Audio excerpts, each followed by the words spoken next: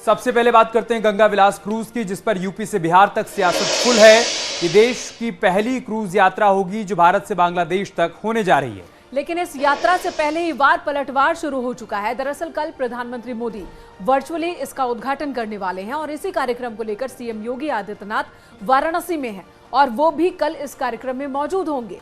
ये क्रूज बिहार भी पहुंचेगा, जहां नीतीश की पार्टी के अध्यक्ष ने ऐलान कर दिया है कि इस क्रूज को बिहार में आने से रोका जाएगा। तो दूसरी तरफ अखिलेश यादव ने भी क्रूज पर विरोध जताते हुए कहा कि योगी सरकार नाविकों का रोजगार छीन रही है। और इस पर डिप्टी सीएम केशव प्रसाद मौर्य ने पलटवार किया और कहा कि अखिलेश को क्रूज और नाव का फर्क ही नहीं पता।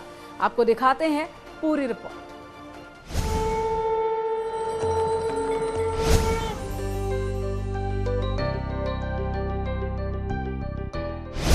दुनिया का सबसे लंबा क्रूज, दुनिया की सबसे लंबी दूरी तय करने के लिए प्रधानमंत्री मोदी के संसदीय क्षेत्र वाराणसी से रवाना होने वाला है। क्रूज गंगा विलास काशी में डेरा जमा चुका है और 13 जनवरी को प्रधानमंत्री मोदी क्रूज को वर्चुअली हरी झंडी दिखाएंगे और उसके बाद क्रूज अपने सफर पर रवाना हो जाएगा। गंगा विलास क्रूज का सफर, भारत से बांग्लादेश की यात्रा, रास्ते में 5 राज्यों से गुजरेगा, 27 नदियों को पार करेगा, 50 दिनों का लंबा सफर, 3200 किलोमीटर की दूरी। वाराणसी से चलकर बिहार में बोधगया, नालंदा से होते हुए पश्चिम बंगाल में एंट्री होगी, जहां मुर्शिदाबाद और कालना होते हुए कोलकाता का सफर तय कराएगा। फिर बांग्लादेश की राजधानी ढाका पहुंचेगा। 50 दिनों के सफर में गंगा विलास क्रूज 50 पर्यटन स्थलों की सैर करवाएगा। लेकिन इस पर्यटन सफर पर अब सियासी सफर भी शुरू हो गया है। जेडीयू के राष्ट्रीय अध्यक्ष लल्लन सिंह ने मोदी सरकार के इस ड्रीम प्रोजेक्ट को बिहार में रोकने तक की बात कह डाली। तो एसपी अध्यक्ष अखिलेश यादव ने बीजेपी पर नाविकों का रोजगार छीनने का आरोप लगा दिया। पहाड़ बन गया है गाद का गंगा नदी में, और गंगा में जो जहाज चलाने की बात कर रहे हैं वो जनता के पैसा का लूट करने का काम कर रहे हैं। वो जनता का पैसा लूट रहे हैं, इसलिए कि हर साल आप जहाज चलाइएगा, हर साल गंगा के खाद को जो गाद है उसको साफ करिएगा और फिर अगला साल बाढ़ में गाद जमा हो जाएगा। ये पैसा का लूटे ना है। ये सब कोई बिहार में योजना हम लोग नहीं चलने देंगे, निश्चिंत रहिए। वहाँ लोग वैराग्य के लिए, आखिरी समय के लिए, पूजा पाठ के लिए, आध्यात्म के लिए आते हैं और सीखने के लिए आते हैं। लेकिन ये भारतीय जनता पार्टी टूरिज्म और पैसा बढ़ाना चाहती है, पैसा कमाने के लिए व्यवस्था बना रही है। आखिरकार वहां के जो निषाद समाज के लोग हैं, जो नाव चलाते थे, नावक थे, उनको क्या लाभ मिलने जा रहा है? उनके लिए क्या सुविधाएं दी गई हैं? क्या बड़े उद्योगपतियों के लिए सुविधा होगी या बाहर से जो कारोबार करने वाले लोग हैं उन्हीं के लिए सुविधा होगी?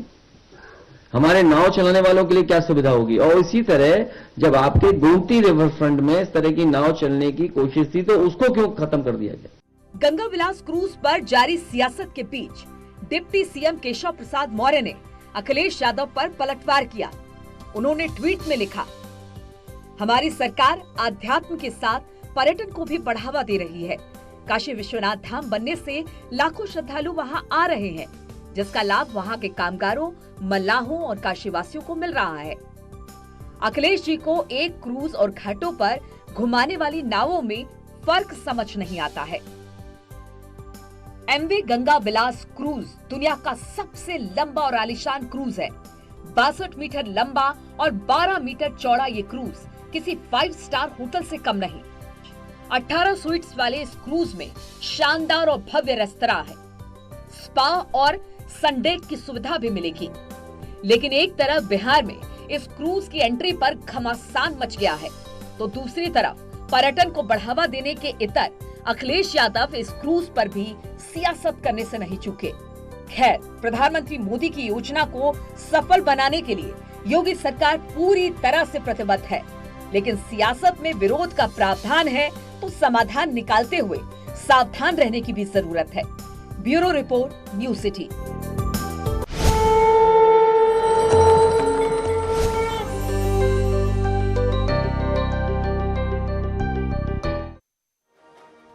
और कल सीएम योगी आदित्यनाथ रविदास घाट पर उस वक्त मौजूद होंगे जब गंगा विलास क्रूज को प्रधानमंत्री नरेंद्र मोदी हरी झंडी दिखाएंगे। सीएम योगी ने क्रूज सेवा शुरू होने पर खुशी जताई और कहा कि अब श्रद्धालु जल मार्ग का इस्तेमाल कर भी काशी विश्वनाथ पहुंच सकते हैं। इस मौके पर उन्होंने कुछ दूरी तक क्रूज का आनंद भी लिया। अब आपको बताते हैं कि जिस क्रूज को कल प्रधानमंत्री मोदी हरी झंडी दिखाने वाले हैं, उसके फायदे क्या क्या आपको देखने को मिलेंगे। बांग्लादेश से कनेक्टिविटी बेहतर होगी, जल मार्ग का विकास होगा, पर्यटन को बढ़ावा मिलेगा, अर्थव्यवस्था को बल मिलेगा। सरकार के सहयोग से विकास का नया अध्याय भी शुरू हो रहा है। ये तमाम फायदे हैं जो आने वाले दिनों में देखने को मिलने वाले हैं और यही बात सरकार की तरफ से बार बार कही जा रही है। आजादी के अमृत महोत्सव वर्ष में गंगा विलास क्रूज सेवा का संचालन माननीय प्रधानमंत्री जी के एक भारत श्रेष्ठ भारत की संकल्पना को भी एक नई ऊंचाई प्रदान करेगा। श्री काशी विश्वनाथ धाम बनने से वाराणसी में पर्यटकों और श्रद्धालुओं की संख्या कई गुना बढ़ी है। आदरणीय प्रधानमंत्री जी के कुशल मार्गदर्शन में राष्ट्रीय जलमार्ग संख्या 1 प्रारंभ हो गया है। बाबा विश्वनाथ के दर्शन पूजन के लिए जल, थल और नभ तीनों मार्ग। और इधर जाति पर भेदभाव की राजनीति करते करते बिहार के शिक्षा मंत्री ने रामचरितमानस को नफरत फैलाने वाला ग्रंथ बता दिया और कहा कि ये समाज में दलितों, पिछड़ों और महिलाओं को पढ़ाई से रोकता है। जिसके बाद रामचरितमानस को नफरत की किताब बताने पर संत समाज भड़क उठे, जिसके बाद विवाद शुरू हो गया है। धर्मग्रंथ पर विवाद का निचोड़ क्या है, ये आपको समझाते हैं। रामचरितमानस की चौपाइयों की गलत व्याख्या का आरोप लगा है।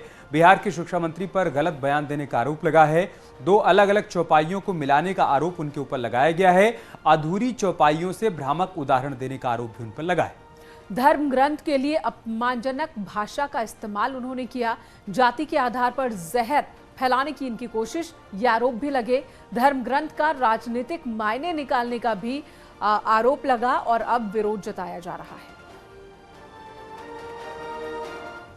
रामचंद्र कृपालु भजुमन हरण भव भय दारुणम। श्री रामचंद्र कृपालु भजुमन हरण भव भय दारुणम। ये है बिहार के शिक्षा मंत्री चंद्रशेखर, जिनके कंधे पर बिहार के एजुकेशन सिस्टम का जिम्मा है। बच्चों को सही मार्गदर्शन देने का जिम्मा है, लेकिन इन्होंने अपनी जिम्मेदारी से कोसों दूर निकलकर रामचरितमानस को नफरत फैलाने वाला ग्रंथ बता दिया। इन्होंने उस पंक्ति को परिभाषित किया और जाति पर पहुंच गए। अधम जात में विद्या पाए, भयहु जथा ही दूध पिलाए। यानी अधम मतलब होता है नीच। दुनिया के लोगों सुनो, आपके माध्यम से कहना चाहता हूँ, नीच जाति के लोगों को शिक्षा ग्रहण करने का अधिकार नहीं था और उसमें कहा गया है कि नीच जाति के लोग शिक्षा ग्रहण करके जहरीला हो जाते हैं, जैसा कि सांप दूध पीने के बाद होता है। हम इस सवाल मैं इसलिए ये बात कहता हूँ कि इसी चीज को कोट करके बाबा साहब अम्बेडकर ने दुनिया के लोगों को बताया। ये जो ग्रंथ हैं नफरत को बोने वाले, एक युग में मनुस्मृति, दूसरे युग में रामचरितमानस और तीसरे युग में गुरु गोवलकर का बंच ऑफ थॉट, ये दुनिया को नफरत, हमारे देश को, समाज को नफरत में बांटती है। बिहार के शिक्षा मंत्री के इस बयान पर अब सियासी संग्राम छिड़ गया है। एक तरफ साधु संत तो दूसरी तरफ बीजेपी ने चंद्रशेखर को सनातन विरोधी बता दिया। बिहार बीजेपी के ट्विटर हैंडल से ट्वीट में लिखा गया, दुर्भाग्य देखिए, हिंदुओं के बारे में ऐसी विकृत और हीन मानसिकता रखने वाला व्यक्ति बिहार का शिक्षा मंत्री बना बैठा है। वोट बैंक की राजनीति में महागठबंधन सरकार द्वारा हर दूसरे दिन हिंदू धर्म और आराध्यों के खिलाफ अनर्गल बयानबाजी जारी है। तो यूपी के साधु संतों ने बिहार के शिक्षा मंत्री के खिलाफ मोर्चा खोल दिया है। जगत गुरु परमहंसाचार्य ने तो ये तक कह दिया है कि जो बिहार के शिक्षा मंत्री की जीवा काट कर लाएगा उसे 10 करोड़ का इनाम मिलेगा। कि इनको मंत्री पद से बर्खास्त किया जाए। अगर 1 हफ्ते के अंदर ऐसा नहीं होता है तो फिर मैं 10 करोड़ रुपए का इनाम रखता हूं कि जो बिहार के शिक्षा मंत्री चंद्रशेखर की जिह्वा काटेगा उसको मैं 10 करोड़ रुपए पुरस्कार दूंगा। और सनातन धर्म पर अंगुली उठाने के पहले लोग उसका अध्ययन करें। रामचरितमानस जोड़ने वाला ग्रंथ है, तोड़ने वाला ग्रंथ नहीं है। ये धर्म पर चलना सिखाती रोज रामायण, ऐसे रामायण को और ऐसे चरित्र भगवान राम से जो संबंधित है उनका चरित्र लिखा गया है, जिन्होंने कोल भील बानर भालू ये सबके साथ मिल करके सबको गले मिला करके और चले हैं। ऐसे समदर्शी और सर्वजन सुखाय सर्वजन हिताय जो रामचरित मानस है, उस रामायण को यह मूर्ख आदमी कहेगा कि यह नफरत फैलाने वाला नहीं है। रामचरितमानस वाले बयान पर यूपी की सियासत में भी संग्राम मचा हुआ है। कांग्रेस ने इस बयान को बिहार के शिक्षा मंत्री का निजी बयान बताकर पल्ला झाड़ लिया, तो ओम प्रकाश राजभर ने रामचरितमानस से सीख लेने की बात कही है। भारतीय रामचरितमानस को एक आदर्श मानता हूँ, पूजनीय मानता हूँ। उसमें जो कोड ऑफ कंडक्ट दिया है सारे परिवारजनों के लिए, पिता पुत्र पत्नी, वो अनुकरणीय है, दुनिया मानती है। अगर कोई बोले तो उससे कोई फर्क नहीं पड़ता। न ये कांग्रेस के विचार है, न गठबंधन के विचार है। ये अगर किसी ने कहा है तो उसके अपने विचार है, और उसने क्यों कहा है इसकी जवाबदेही उसकी। सबके चश्मे अलग अलग होते हैं, देखने के, समझने के, पढ़ने के। उससे सीख लीजिए। किसी भी ग्रंथ को आप पढ़ेंगे तो पढ़ने का भी आप उसको समझने और सोचने का तरीका अलग अलग हो सकता है, लेकिन हमारा जहां तक मानना है कि उससे सीख मिलती है लोगों को। अभी राहुल गांधी के कौरव पांडव वाले बयान पर विवाद थमा भी नहीं था कि बिहार के शिक्षा मंत्री के रामचरितमानस वाले बयान पर संग्राम छिड़ गया है। लगता है जब तक कोई विवाद न हो, नेताओं का खाना हजम नहीं होता। Bureau report, news 18। चंद्र कृपालु भजुमन हरण भव भय दारुणम।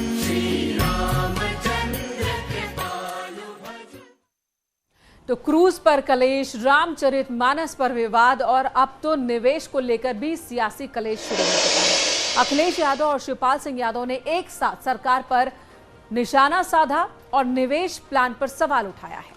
एक ने दावों पर सवाल खड़े कर दिए तो दूसरे ने वादों पर सरकार को घेरने की कोशिश की है। और उधर बीजेपी प्रदेश अध्यक्ष ने भी मोर्चा संभालते हुए अखिलेश यादव को करारा जवाब दिया।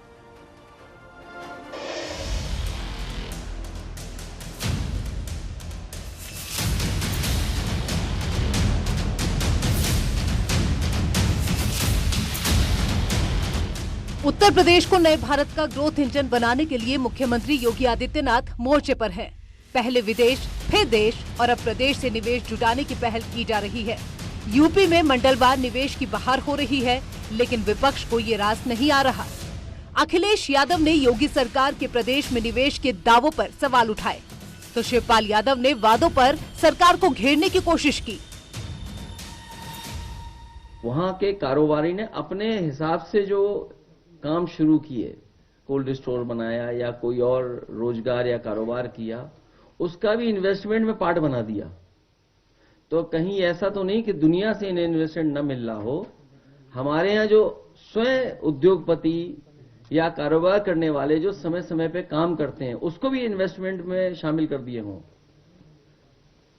सरकार को ये बताना चाहिए कि पहले इन्वेस्टमेंट में आखिरकार कितना जमीन पर पैसा आया है, उतरा है। कि उत्तर प्रदेश की जो सरकार है, भारतीय जनता पार्टी की सरकार, अभी तक जितने वादे किए थे, अभी तक इनके एक भी वादा पूरा हुआ नहीं। और ये सरकार सबसे भ्रष्टम सरकार है। अभी तक की जितनी भी सरकारें रही हैं, उनमें सबसे भ्रष्टम सरकार। और इस भारतीय जनता पार्टी की सरकार ने पूरी नौकरशाही के हवाले उत्तर प्रदेश कर दिया है। कहीं पर कोई कंट्रोल है नहीं। अखिलेश यादव ने कहा, सरकार को ये भी बताना चाहिए कि पहले निवेश के लिए जो MOU साइन हुए थे, उनमें से कितना निवेश जमीन पर उतरा और कितने लोगों को रोजगार मिला। उन्होंने कहा कि इन्वेस्टर्स समिट केवल चुनाव की तैयारी है। बीजेपी की सरकार जनता को धोखा दे रही है। तो अखिलेश यादव के बयान पर बीजेपी ने पलटवार किया है और भूपेंद्र चौधरी ने समाजवादी पार्टी को परिवार वाली पार्टी बता दिया। समाजवादी पार्टी हमेशा पिछड़ों की विरोधी रही है, और पिछड़ों का मतलब ये है कि उनकी केवल परिवार और परिवार का मतलब सिर्फ ही।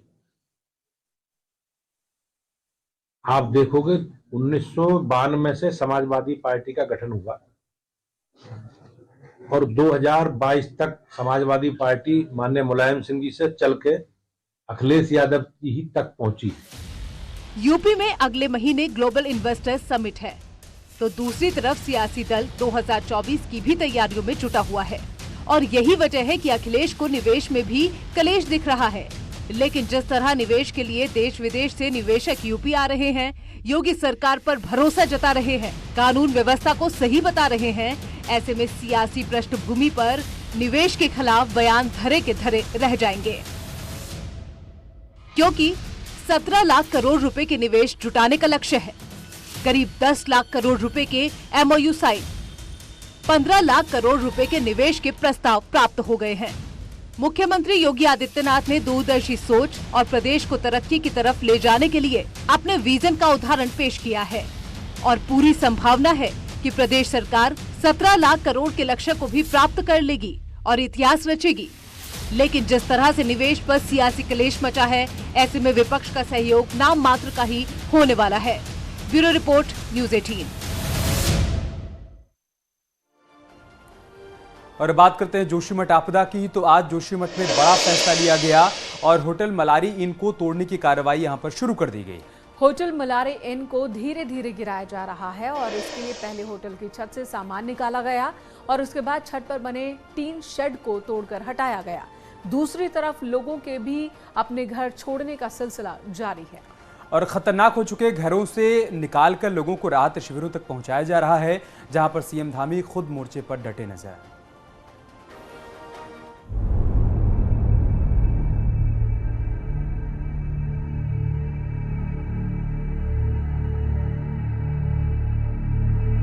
ये जोशीमठ है, हमेशा मुस्कुराने वाला जोशीमठ, गुलजार रहने वाला जोशीमठ। लेकिन अचानक यहां सब कुछ बदल गया था।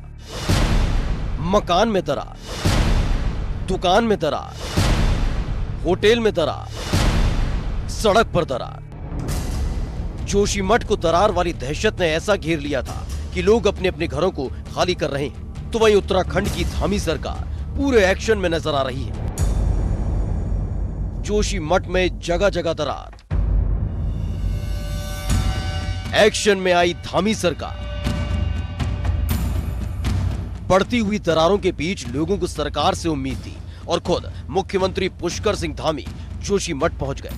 जैसे ही अपने सामने लोगों ने मुख्यमंत्री को देखा, वो भावुक हो गए, अपना दर्द बताने लगे। ऐसे हम नहीं रह सकते। इससे पहले ही धामी सरकार ने प्रभावित लोगों के ठहरने से लेकर हर तरह की व्यवस्था कर दी थी, जिससे ठंड के इस मौसम में अचानक से आई इस परेशानी की वजह से लोगों को दिक्कत ना हो। कई राहत शिविर बनाए गए। जोशीमठ पहुंचे सीएम पुष्कर सिंह धामी ने सबसे पहले उन घरों का जायजा लिया जो इस वक्त दरारों की मार झेल रहे हैं। इस दौरान सीएम धामी न सिर्फ वहां मौजूद अधिकारियों से बल्कि लोगों से भी मिले, वहां के हालात की जानकारी ली और लोगों की समस्याओं को सुना। इस दौरान सीएम योगी प्रभावित इलाकों का जायजा लेने के बाद राहत शिविरों में रह रहे लोगों से मुलाकात करने पहुंचे। सबकी जो सहमति बनेगी उसके आधार पर यहाँ का प्रशासन काम करेगा। उन्होंने राहत शिविरों में खाने से लेकर लोगों के रहने की पूरी व्यवस्था का निरीक्षण किया और पूरी रात जोशीमठ में ही रुके। इस दौरान उन्होंने ये भी साफ कर दिया कि वहां किसी घर को गिराने का कोई आदेश अब तक नहीं दिया गया है, बल्कि तो होटल को गिराने पर सरकार ने विचार किया है, जिसे प्रशासन की सहमति के साथ ही गिराया जाएगा। इसके बाद लोगों ने राहत की सांस ली, क्योंकि अब तक 723 से ज्यादा घरों में दरार देखी गई। कई घरों को खाली कराया गया है, 130 से ज्यादा परिवारों को शिफ्ट किया गया है, राहत शिविर में परिवारों को ठहराया गया है। सरकार का फोकस पूरी तरह से इस बात पर है कि जोशीमठ के लोगों को किसी तरह का नुकसान न हो। इसके लिए पहले ही दिन से धामी सरकार जुटी हुई है। तो वहीं इस बीच जोशीमठ के हालात पर केंद्र सरकार लगातार नजर बनाए हुए है। गृह मंत्री अमित शाह ने मुख्यमंत्री पुष्कर सिंह धामी से जोशीमठ के हालात पर चर्चा की, फोन पर सीएम धामी से बात की और वहां के हालात के अलावा राहत बचाव के कामों की जानकारी ली। मुआवजे की बात है, उसके लिए यहाँ पर कमेटी बना दी है। जल्दी वो सब सारे नाम उसमें सम्मिलित कर लिए हैं। जो लोग जिस वर्ग से आते हैं, सभी प्रमुख वर्गों के लोगों को, प्रमुख जो भी प्रतिनिधि हैं, उन सभी को उसमें सम्मिलित करके जो है आगे की कार्रवाई की जाएगी कि हमको पूरा आश्वासन है, भरोसा है, उन्होंने पूरी सहायता और लगातार वो इसकी मॉनिटरिंग कर रहे हैं। परेशानी के बीच घिरे जोशीमठ के लोगों के बीच जब खुद सरकार पहुंची, सीएम पुष्कर सिंह धामी पहुंचे, तो लोगों में हिम्मत बंध गई। और अब बात कर लेते हैं ऑटो एक्सपो की। ऑटो एक्सपो की धूम मची हुई है। एक तरफ इलेक्ट्रिक कारों ने लोगों का ध्यान खींचा तो दूसरी तरफ हाइड्रोजन कारों को लेकर भी कंपनियों ने अपना फोकस दिखाया है। मॉरिस गैराज ने अपनी हाइड्रोजन फ्यूल से चलने वाली यूनिक 7 को ऑटो एक्सपो के दौरान शोकेस किया है। इंडियन मार्केट में हाइड्रोजन कार को इंट्रोड्यूस करने वाली अब MG तीसरी कंपनी बन गई। इससे पहले हुंडई और टोयोटा अपने hydrogen fuel run car launch कर चुकी है। अब आपको हाइड्रोजन कार की खूबियां क्या है वो भी बता देते हैं, क्योंकि हाइड्रोजन कार फ्यूचर कार कही जा रही है। कार में 3 हाइड्रोजन टैंक्स फिट किए गए हैं, जिसमें 6.4 kg हाइड्रोजन गैस भरी जाएगी। फुल टैंक होने पर कार 605 किलोमीटर की यात्रा तय कर पाएगी। हाइड्रोजन कार धुआं नहीं बल्कि पानी की बौछार छोड़ती है, यानी कि पर्यावरण के लिहाज से ये बहुत मुफीद। वहीं हाइड्रोजन कार पॉल्यूशन को कम करेगी, एयर प्यूरिफायर की तरह काम करेगी, सांस लेने लायक हवा को साफ करेगी। ये कार मतलब ये कि 1 घंटे ड्राइव करने पर 150 लोगों को साफ हवा मिल सकेगी।